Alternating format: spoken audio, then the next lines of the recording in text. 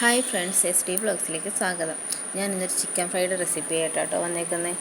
ഞാനങ്ങനെ ചിക്കൻ മേടിക്കാൻ ഞങ്ങളുടെ അടുത്തൊരു മീൻ കടയുണ്ട്, അവിടെ പോയി അവിടെ ചിക്കനും കൊടുക്കുന്നുണ്ട്. അങ്ങനെ ഞാൻ ചിക്കൻ പറഞ്ഞിട്ട് വെയിറ്റ് ചെയ്യുകയാണ്, അവർ വൃത്തിയാക്കി തരും.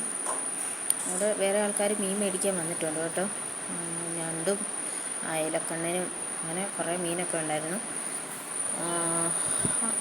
ഇത് എൻ്റെ വണ്ടി, ഇത് ഞാൻ അങ്ങനെ നമ്മുടെ ചിക്കൻ റെഡിയായി. ഞാൻ പൈസയും കൊടുത്ത് ചിക്കനും മേടിച്ച് വീട്ടിലോട്ട് പോവാം. അപ്പോൾ വീട്ടിൽ വന്ന് ചിക്കൻ നല്ല വൃത്തിക്ക് കഴുകി ഒരു 3-4 തവണ നല്ല വൃത്തിയാക്കി കഴുകണം. പക്ഷേ മഞ്ഞപ്പൊടി ഇട്ട് കഴുകുന്നത് ഒന്നുകൂടെ നല്ലതാണ് കേട്ടോ. അങ്ങനെ ഞാൻ അതിനാവശ്യമായ പച്ചമുളക്, ഇഞ്ചി, വെളുത്തുള്ളി, ചുവന്നുള്ളി, കരിയാപ്പില ഇതെല്ലാം കൂടെ ചെറിയ മിക്സിയുടെ ജാറിനകത്തോട്ട് ഇട്ടു. അതിനുശേഷം അതിനകത്തേക്ക് നമ്മൾ മസാലപ്പൊടികളും കൂടെ ചേർക്കുകയാണ്. കുറച്ച് ആവശ്യത്തിന് മുളക് പൊടി, കുറച്ച് മഞ്ഞൾപ്പൊടി, കുറച്ച് കുരുമുളക് പൊടി, പിന്നെ കുറച്ച് ചിക്കൻ മസാല. പിന്നെ പെരിഞ്ജീരകപ്പൊടി തീർന്നു പോയതുകൊണ്ട് ഞാൻ പെട്ടെന്ന് പെരിഞ്ജീരകം 2-3 ഇട്ടു കേട്ടോ. പിന്നെ ആവശ്യത്തിന് ഉപ്പും, പിന്നെ ഒരു ചെറിയ നാരങ്ങയുടെ നീരും, പിന്നെ ഞാൻ ഇതിനകത്ത് ഇച്ചിരി വെളിച്ചെണ്ണ ചേർത്തായിരുന്നു, അതിൻ്റെ വീഡിയോ എടുക്കാൻ മറന്നുപോയി.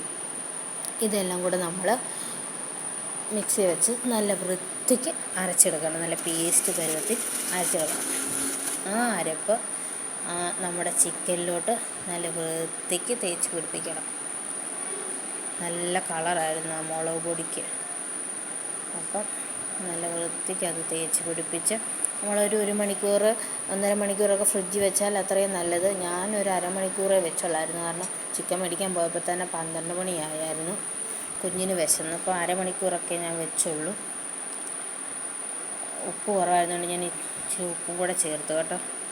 അങ്ങനെ ഞാൻ അത് അടച്ച് ഫ്രിഡ്ജിൽ അരമണിക്കൂർ വെച്ചു.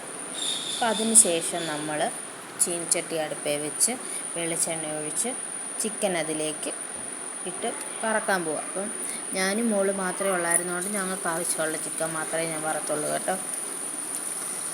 അപ്പോൾ ആ വെളിച്ചെണ്ണയ്ക്കകത്ത് ഒരു 5-6 കരിയാപ്പിലയും കൂടെ ഇടണം കേട്ടോ. അപ്പം നല്ല മണമായിരിക്കും ചിക്കൻ വറക്കുന്നത്, നല്ല സ്മെല്ല് കിട്ടും. അങ്ങനെ നമ്മൾ അടച്ചു വെച്ചത്, ഞാനത് തിരിച്ചിടുന്ന വീഡിയോ എടുക്കാൻ മറന്നുപോയി.